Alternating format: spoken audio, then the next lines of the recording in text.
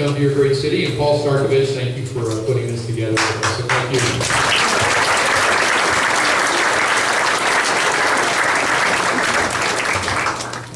It has been quite a couple of years since I went off to Washington. I knew things were pretty broken when I left, but I didn't realize how broken they were until I actually got there. We've had a lot of challenges.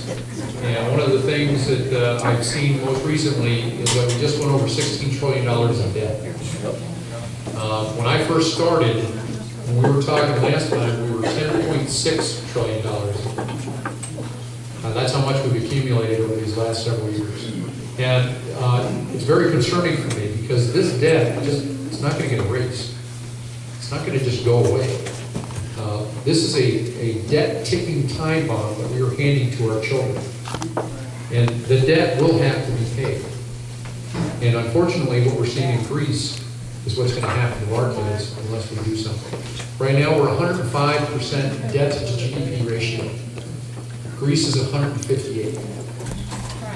Under the current projections of the current budget, President's budget, we're going to be at 187 in 20 years down the line.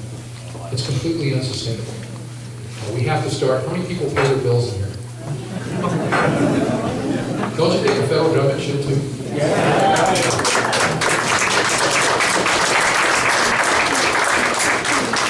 Let me see if this budget makes sense to you. All right, see if this makes. You earn $25,000 a year. You're spending $38,000 a year. You're $160,000 in debt. And you're taking on $13,000 more in debt.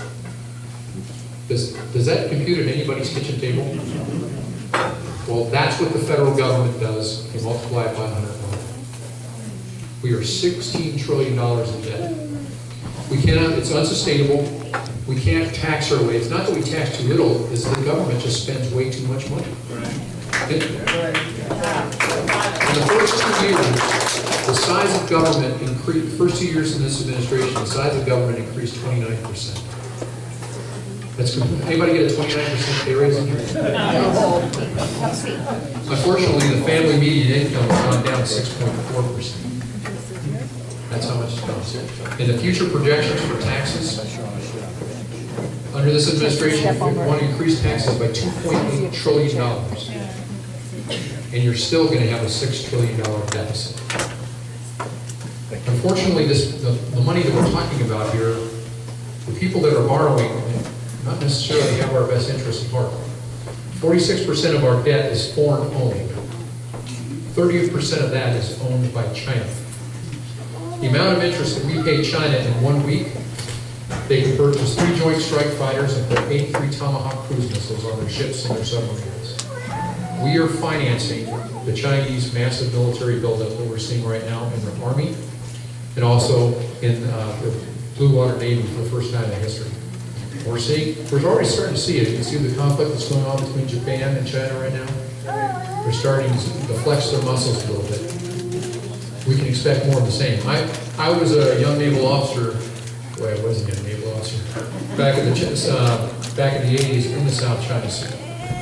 I've seen what the Chinese can do. I've seen them played cat and mouse with Soviet submarines. So I know what these guys are capable of doing. And I'm very concerned about the next generation of Americans because we're actually financing this expansion. The amount, we talk about millionaires and billionaires. Millionaires in China have increased by 15% while ours have gone down. Our economy is slowly sliding down while other economies are increasing. That can't happen. And the only way we are going to bring the economies back to the United States is that we have to have a competitive tax structure.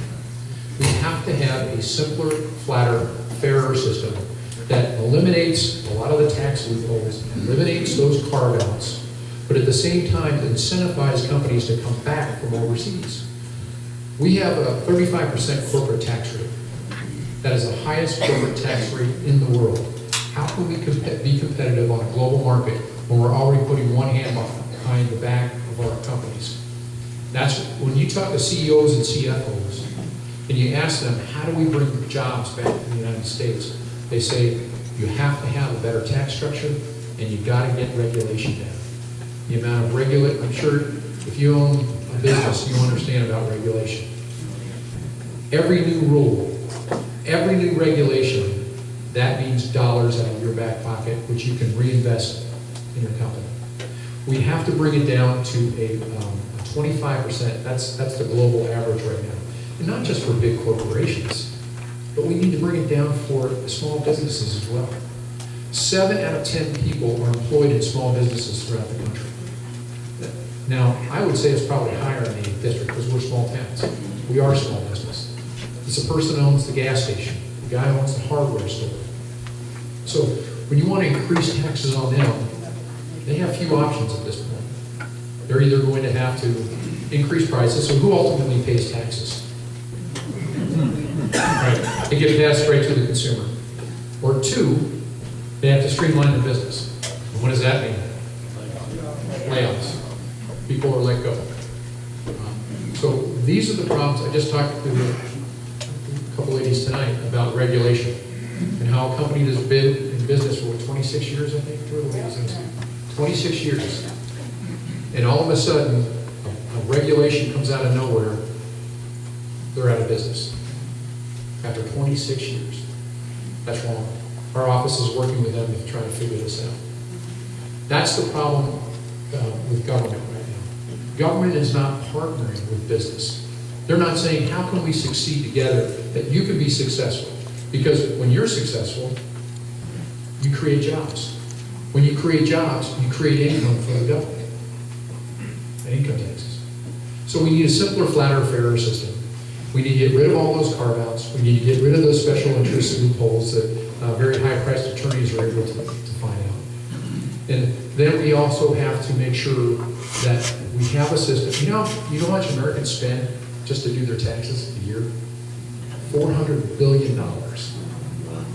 Either hiring somebody to do it for them or buying software, just to be able to do taxes here in the United States. So we've got to make a simpler system that is competitive. It's all about competition. We are not the 1970s anymore. We are not the manufacturing dynamo we once were. Remember in the 70s, and then Japan started becoming a little bit more influential, the transistor radio? Remember that? Well, they've come a long way since the transistor radio. The quality's gotten better. We have to compete on a global market.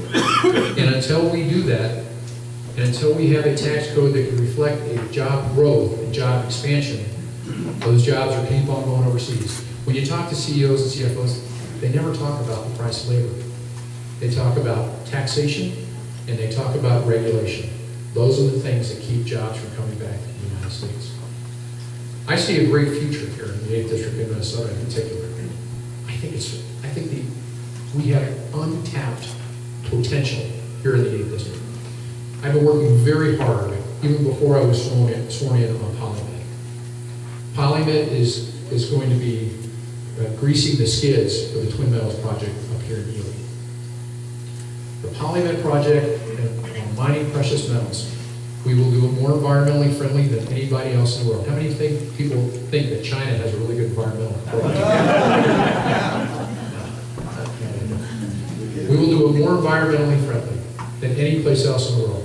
And these metals that we are going to be harvesting, they're metals that we have to have anyway. So let's employ Americans to do it. How about that?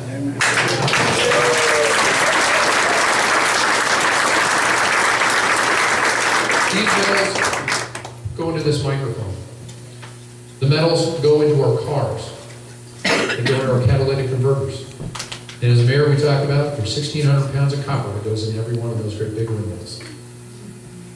So we have to have these precious metals. They go into our computers, our cell phones, and most importantly, they go into our weaponry.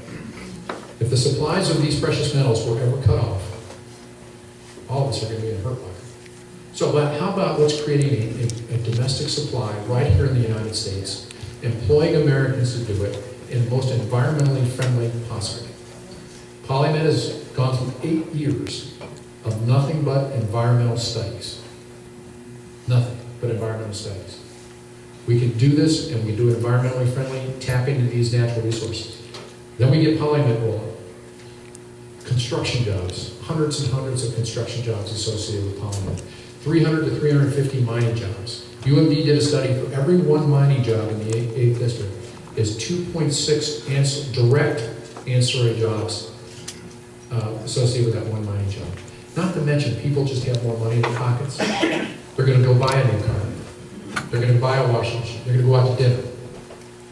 So the secondary ancillary jobs are going to be immeasurable. So we're going to have PolyMet going. And just about the time PolyMet is starting to wind down the construction phase, hopefully the Twin Metals project up here. Do you know how many jobs we're projecting? Did you go to some of the open houses that Twin Metals did? Between 2,000 to 2,500 full-time jobs. High-paying, good-paying jobs.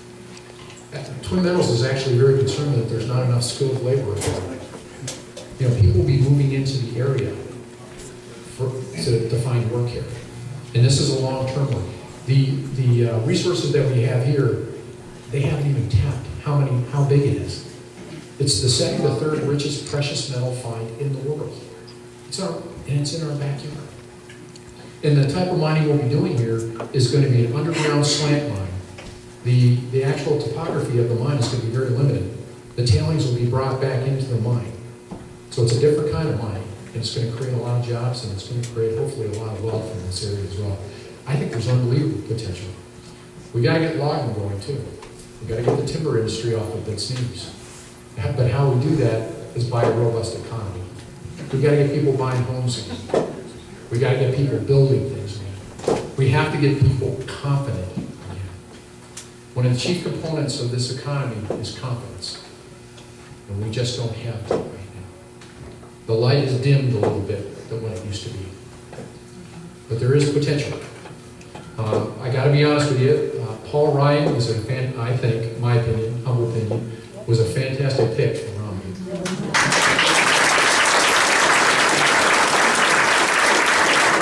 Governor Romney went up a couple notches in my book, I got to tell you. The reason why is because he could have picked some other shiny objects.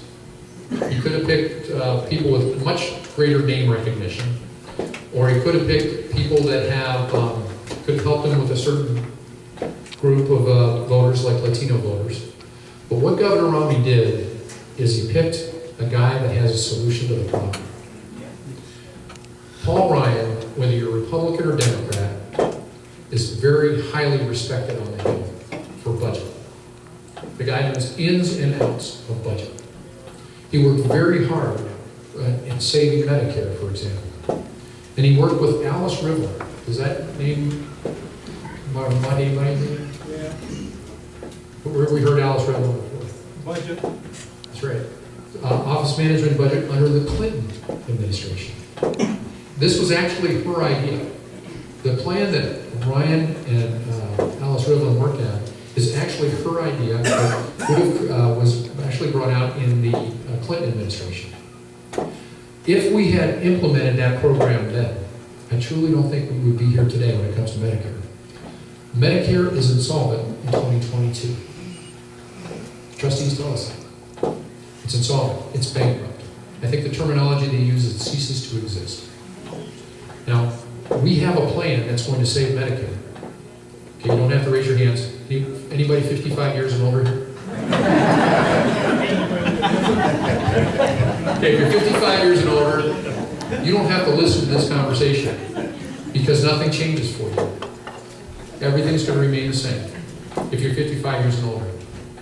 But if you're 54 years and younger, something's got to change because Medicare is bankrupt. And the plan that Alice Rivlin and Paul Ryan worked on is simply very similar to what federal employees get. You'll be able to pick from several different plans, and it'll be premium support, meaning you will see direct payments to the insurance plan. It's seamless to you. There's no vouchers. Same with vouchers. No vouchers. Premium support, very similar to what you get.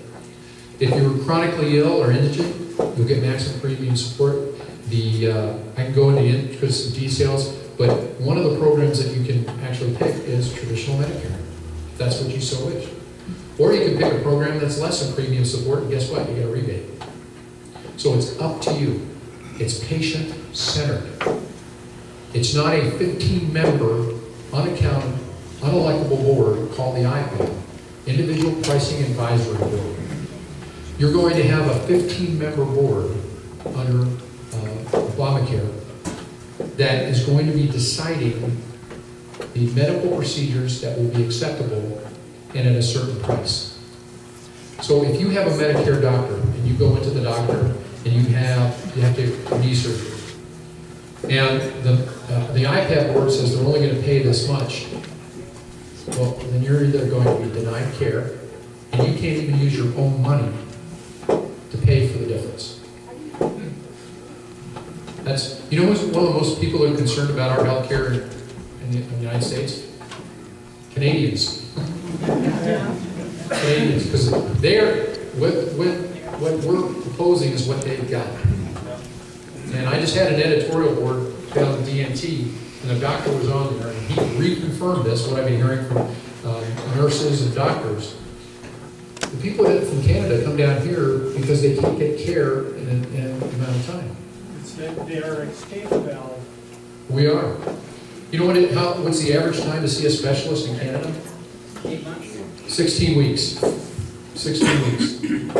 If you have prostate cancer, that 16 weeks could be life-threatening. If you have some kind of disease that taking that long length of time, or if you break your hip, can you imagine being 16 weeks in a wheelchair, waiting for an operation?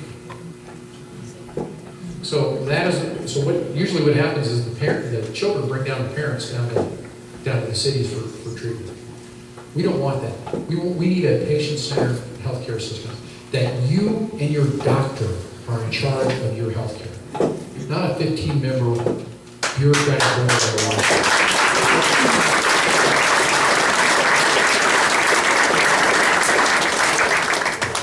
On the back, just jumping subjects. Let's talk. Might have heard about the Badgerwater Community area land swap. Okay, we just passed that this week. And,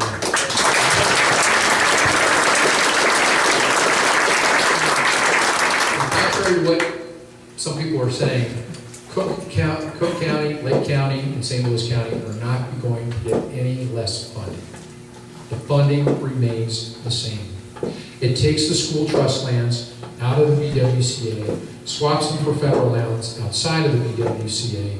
The BWCA, for the first time since its existence, will become whole. It will be under one forestry management. Outside, it will belong to the state. And I think the state does a pretty good job of taking care of its lands. It's going to make sure that those lands are made for the benefit of our teachers and children in the classroom. That's what this is all about. It's a 30-year problem. We've had a couple debates on this issue over the 30 years.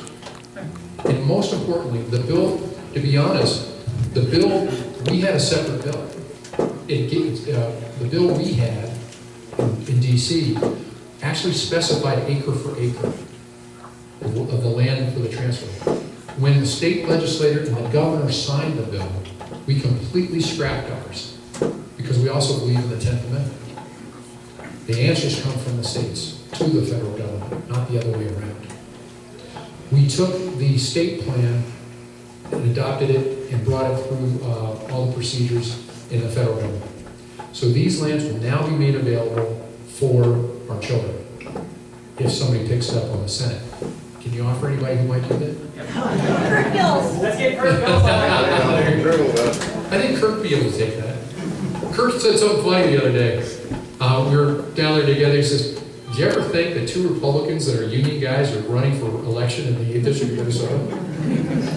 So he's a teacher. He's a union guy. I was in a union for 17 years as an airline pilot. I guarantee you, I don't think I know another member of Congress that has ever walked a picket line. Because we had a strike in '98, and I ran all the picketing events in the strike. So, we're able to open some doors with that. Because when guys talk to me about their pension plans being possibly curtailed, when they talk to me about, jobs going away, I get that. I was laid off for 2 years. I understand that. So there's a lot of things that we can identify with. But at the bottom of the day, we're all Americans. This fiscal cliff that we're going on, whether you're Republican or Democrat, we go over that cliff, it's going to hurt equally. We need to come together as Americans and figure this out. And we can do it. We've been a lot tougher straits than these. But we have to have a common sense solution to this problem that we have. You know, the president has proposed raising taxes. If you raise taxes on the business owners, according to studies, it will affect 53% of small business income. Ernst & Young did a study, which is a total bipartisan, nonpartisan group, said that'll cost 710,000 jobs in the United States. That's a completely bipartisan group.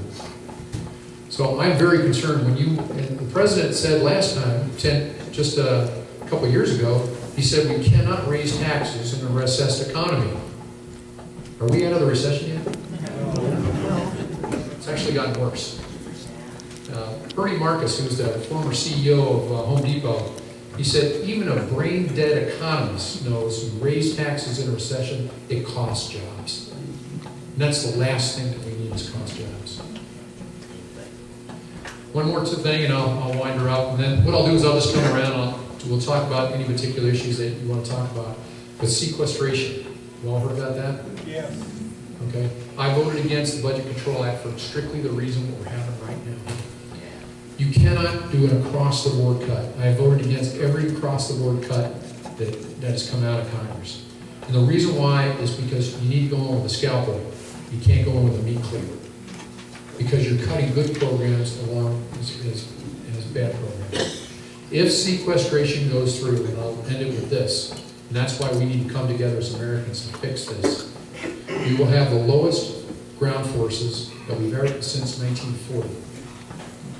We will have the smallest Navy we've had since 1915. And we'll have the smallest Air Force in existence, in the modern day Air Force. Well, I'm on Homeland Security. I can tell you the threats to the United States have not decreased. Look what's happening over the Middle East right now. And in my humble opinion, is because the United States is perceived to be weak. Whenever, if you're part of so many kids in here, whenever the world goes to hell in a handbasket, it's usually when the United States is perceived to be weak. And we are going to learn a lesson we've already learned twice before if we don't get going now. Thanks a lot for coming tonight. I really